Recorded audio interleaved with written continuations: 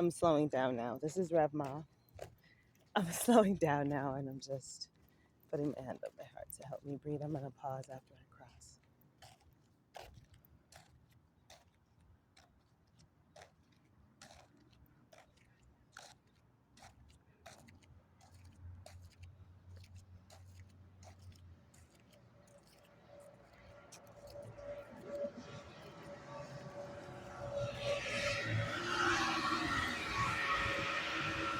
The buses here run about once an hour.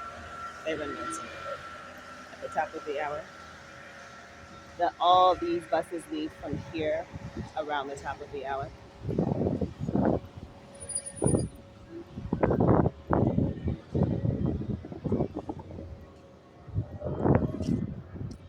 Okay, so here is this park.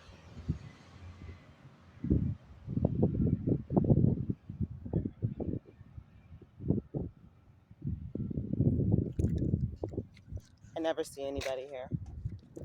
So um, that is the Justice Center.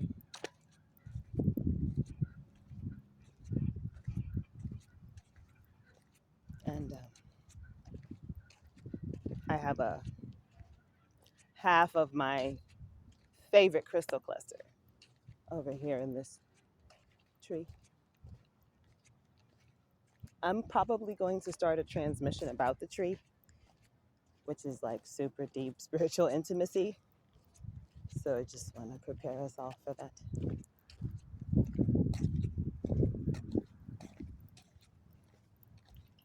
Okay. I would like to say I'm a medicine woman. I live and practice and teach medicine, the soul as healing. And I am reclaiming these ancient traditions of my ancestors. But I didn't start with that conscious intention. I just loved nature and wanted to be able to worship God in every moment and then not have thoughts and people around me who did not appreciate and contribute to that experience. So I've ended up here being on a path of service at a really important time for Mother Earth by following the pagan path of the circle, which is the solstices. And the circle of life. And many would know this as indigenous teaching about the circle of life. And so, in acknowledging the magnitude of what comes up with the word indigenous, I want to also acknowledge that I have the privilege of looking like a hiker in a town that is used to tourists. So, me having hiking sandals on and biker shorts on and my vest for pockets, and my hiking backpack, all those things. Yeah, like this stuff is awesome. This these hiking shorts, the stitching, see that? That's made for durability. And that's the only reason really that I bought these because the material it's made from is terrible. But we have to be able to travel and we have to be able to do it naturally without the constraints of clothing that does not confine our bodies. They must support and protect our bodies, but they must not cause us extreme discomfort. We are not to be bound by our clothes.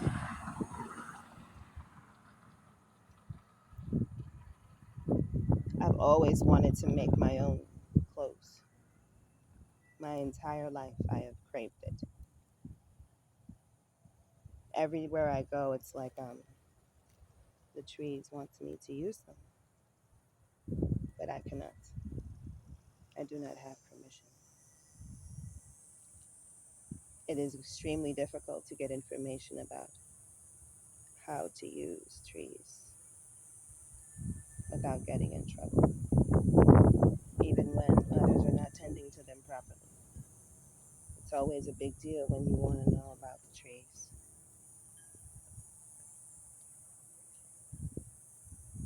So, the best I could do right now for this relative here, this ancient one, I'm just going to turn it around and show you.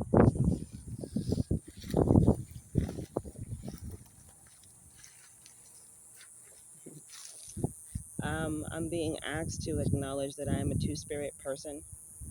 And the only way you're going to understand that phrase is if you begin to think about indigenous culture. And when I say indigenous, I do mean indigenous for the whole world. Indigenous cultures the entire world over have a third gender space of some sort and sometimes more, depending on the culture. And so I had a conversation the other day with the father of my children, my two babies, my two toddlers who are 4 and 5. I have a 5-year-old boy and a 5-year-old boy and a 4-year-old girl. And this is one of the first weekends I've had away from my children since they were born, because their biological father is now back in the picture after me having spent 3 years not responding to his happy birthday messages to them and not responding to his request to have supervised visits. Through he and I having domestic violence in our relationship, and me deciding that it was in the best interest of the health of my family, my children and myself in particular, that I wait until the buildup in the cycle of violence within him and within our relationship was such that he would have to physically assault me, because in our current court and legal system,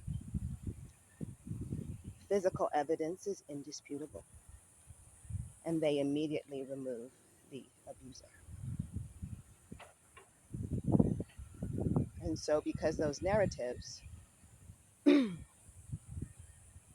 were embedded in the way he grew up and in the way I grew up, but I, having previously decided that I wanted to leave domestic violence as a way of living, had been studying the cycle of violence. And so I understood. And we had been in therapy together. That was part of how we first were in relationship. We were in courses addressing, teaching us domestic violence. But where was the accountability for the actions needed to be taken? There are none. And so he,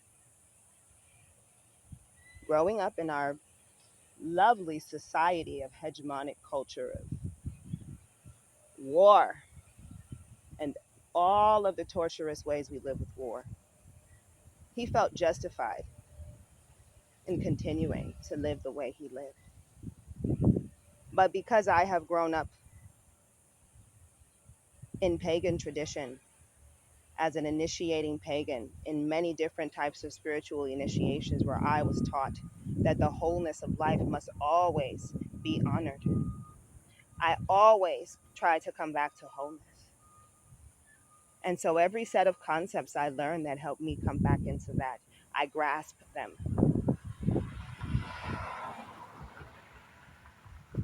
So I am here sharing this story because what I had to do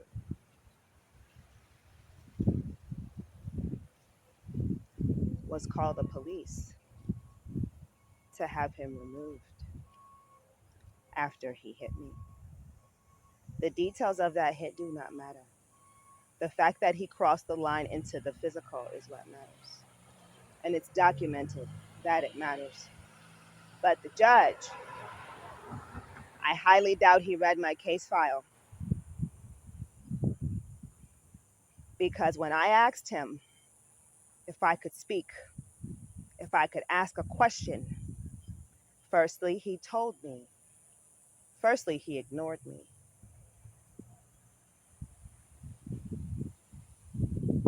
Secondly, he told me that I had to wait for him to finish what he had to say, and then I could ask my question. And then, when I asked him if the domestic violence information that was on the paper that said that if there was documented evidence of domestic violence,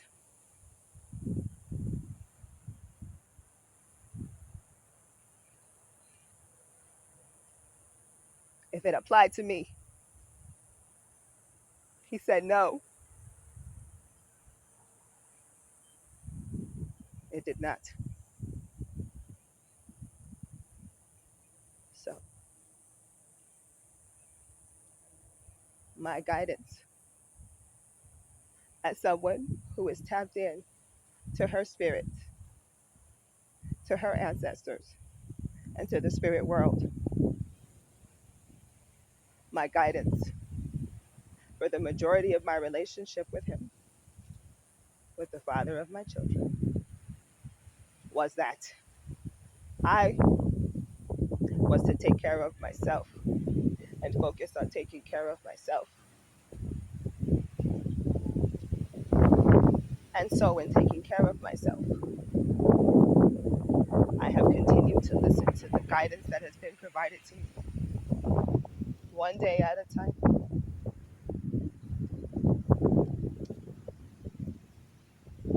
And so, this tree and my offering here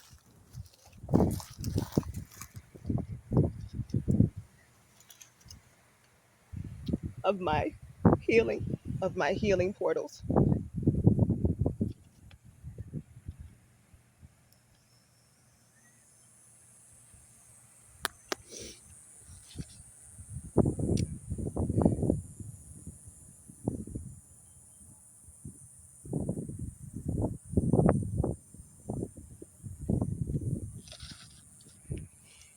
is so that we can all have access to the healing that we need with Mother Nature, because I am helping the biological father of the two of my beautiful children heal from having been embedded in the prison industrial complex and recidivist thinking that led him to accept this way as the only option for us to be able to co-parent, because he did not believe that there was any other way that we could co-parent and be in each other's lives except through these institutions and the solutions that they provide us. But if we had surrendered our family experience to this institution, I guarantee you we would be embedded in the school to prison pipeline.